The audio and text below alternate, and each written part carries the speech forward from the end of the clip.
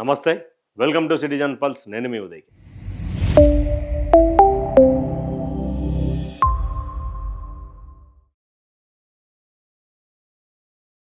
దేశ రాజకీయాల్లో ఒక మార్పు జరగనుందా?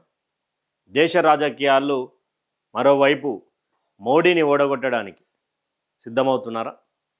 దేశ రాజకీయాల్లో మోడీని గద్దెదించాలంటే ఏం చేయాలన్న దానికి పగడ్బందీ ప్లాన్ చేస్తున్నారా అనేది కూడా ఒక పెద్ద ప్రశ్నార్థకమైనటువంటి సందర్భాన్ని ఈరోజు ఈ వీడియోలో మాట్లాడుకుందాం.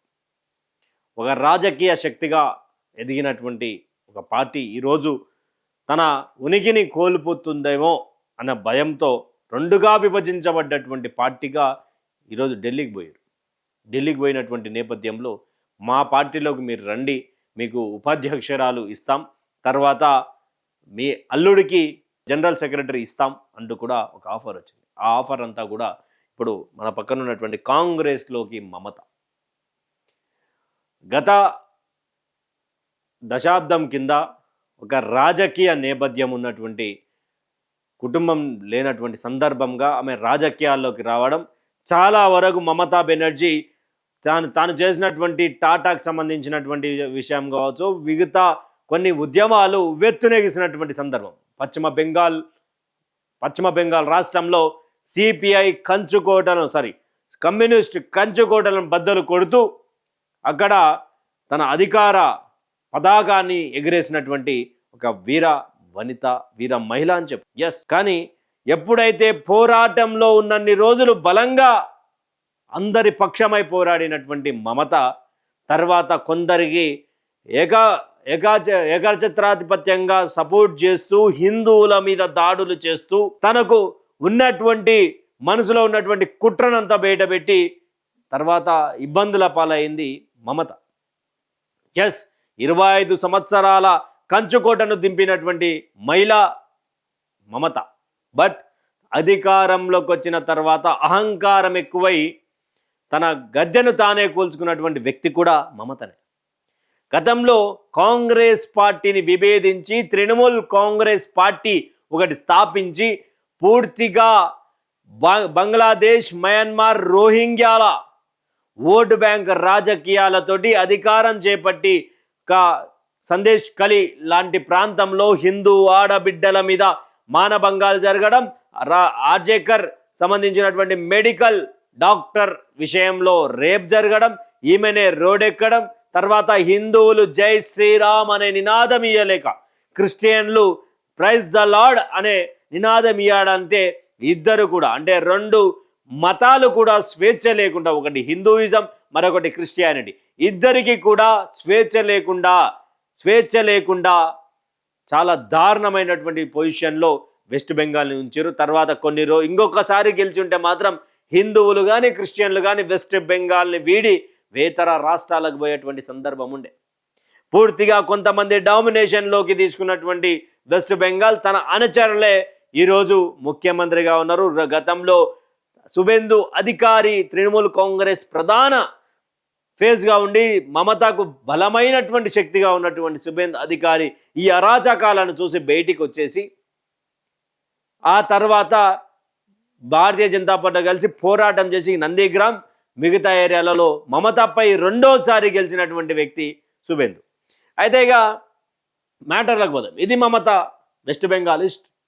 తర్వాత మ్యాటర్లకు పోతే 2026లో జరిగినటువంటి వెస్ట్ బెంగాల్ ఎన్నికలు ఏవైతే ఉన్నాయో ఆ వెస్ట్ బెంగాల్ ఎన్నికలకు సంబంధించినటువంటి దాంట్లో ఘోర ఓటమిని చవిచూసింది టీఎంసీ పార్టీ.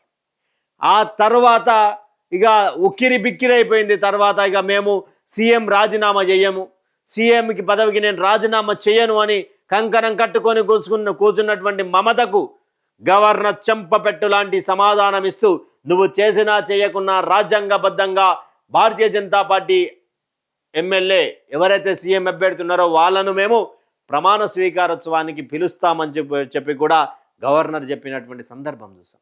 ఆ తర్వాత ఇక చీలిక మొదలైంది. ఇన్ని రోజులు అసంతృప్తితో ఉన్నటువంటి వ్యక్తులు ఒక్కసారిగా 20 మంది ఎంపీలు బయటికి రావడం, రిజిగ్నేషన్లు ఇవ్వడం, తర్వాత ఎవరైతే మా వాళ్ళు అని అనుకున్నారో ఇది మా సొంత పార్టీ తృణమూల్ కాంగ్రెస్ ఫౌండర్లం మేమే అని చెప్పడం స్టార్ట్ అయింది. ఒకసారి అభిషేక్ బెనర్జీ పోయినటువంటి ప్రాంతాల్లో అంతకుముందు 2026 ఎన్నికల ఓటమి, ఘోర ఓటమి కంటే ముందు అభిషేక్ బెనర్జీ మాట్లాడినటువంటి మాటలు ఏం మాట్లాడారు? జై హింద్ అన్న, జై భారత్ అన్న, ఢిల్లీ నుంచి వచ్చి ఎవడు కాపాడడు, 2026 మేము అధికారంలో రాబోతా ఉన్నాం, మీ అందరినీ వచ్చినటువంటి వాళ్ళు ఎలా పోతారని ఒక ఐపీఎస్ అధికారికి ఒక వార్నింగ్ ఇచ్చినటువంటి సందర్భం. ఆ స్టేజ్ నుంచి అభిషేక్ బెనర్జీ మొన్న గుడ్ల దాడికి పాల్పడ్డారు. తర్వాత ఇక ఈ చీలికలు ఇవన్నీ మొదలైపోయినాయి. మమత సీఎం కుర్చీలో ఉన్నప్పుడు భయం, సీఎం లేకపోతే, అధికారం లేకపోతే చీలిక మొదలైన తర్వాత ఇక వాళ్ళంతా కూర్చొని రాజ్యసభ గురించి మాట్లాడదామని చెప్పేసి ఇండియా కూటమికి సంబంధించినటువంటి పార్టీలను పిలిచారు. దీంట్లో టీవీకే పార్టీ కొత్తగా వచ్చి అధికారం చేపట్టినటువంటి పార్టీ. అక్కడ టీవీకేకి ఎంపీలు లేరు కాబట్టి అక్కడ వదిలేశారు, ఆయనను గాలికి వదిలేసారు, పక్కన పెడితే ఇక ఇండియా కూటమి ప్లస్ వచ్చేసి ఇక ఎవరు ప్రధానంగా ఇక్కడ సపోర్ట్ చేసుకోవాల్సినటువంటి పరిస్థితి వచ్చింది. ఇప్పుడు మీటింగ్లో ప్రధానంగా టీఎంసీ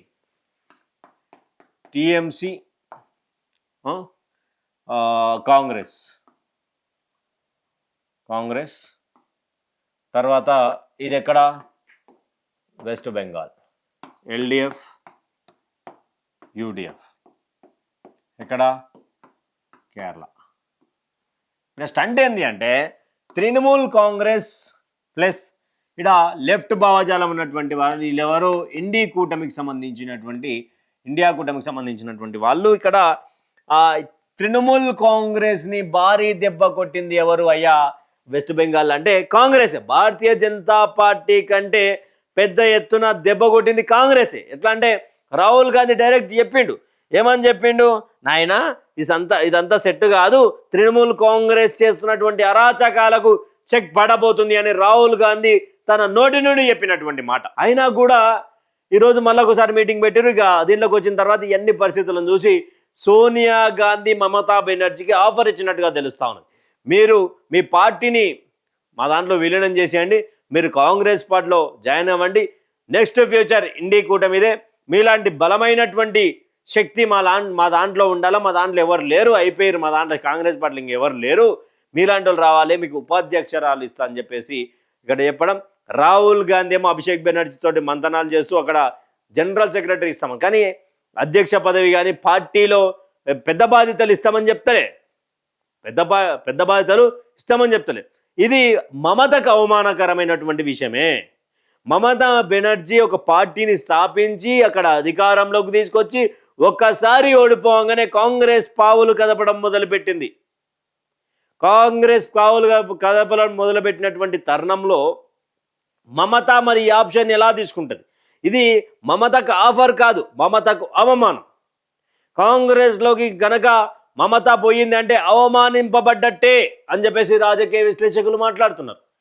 అంటే ఒక ముఖ్యమంత్రిగా ఉన్నటువంటి వ్యక్తి తన పార్టీని విలీనం చేస్తే మరి తృణమూల్ కాంగ్రెస్ అనేది లేకుండా ఇక్కడ వెస్ట్ బెంగాల్లో తృణమూల్ కాంగ్రెస్ సంబంధించినటువంటి ఓట్ బ్యాంక్ను ఓన్ చేసుకోవడానికి ఈరోజు మెర్జ్ చేయాలి అనే ఒక ప్రస్తావన ఇక్కడ పెట్టినట్టుగా అర్థమవుతా ఉన్నది. మరి మమతా దీన్ని స్వీకరిస్తారు, యాక్సెప్టెన్స్ చేస్తారు?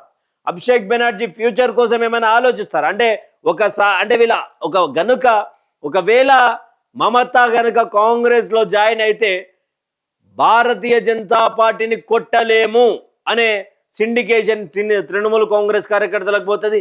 ఫ్యూచర్ ఇక లేదు అనే ఒక కాన్సెప్ట్ని తృణమూల్ కాంగ్రెస్లోకి వెళ్ళిపోతారు. ఇక భారతీయ జనతా పార్టీ ఎలా వాడుతుందో కూడా మీకు తెలుసు. తృణమూల్ కాంగ్రెస్ అధికారం కోల్పోయిన వెంటనే కాంగ్రెస్ పార్టీలో మెర్జ్ అయ్యింది అనేది కూడా పెద్ద ఎత్తున ప్రస్తావన జరుగుతుంది. కానీ ఇక్కడ మమతను ఓడగొట్టింది ఎవరు? భారతీయ జనతా పార్టీతో పాటు కాంగ్రెస్. అక్కడ ఎల్డీఎఫ్ని ఓడగొట్టింది ఎవరు? ఇండి కూటమి మెంబర్ని ఎవరు ఓడగొట్టారు? యూడీఎఫ్ ఓడగొట్టింది. యూడీఎఫ్ అంటే ఎవరు? అక్కడ విజయ్ పినరాయిని ఓడగొట్టినటువంటి వ్యక్తి రాహుల్ గాంధీ.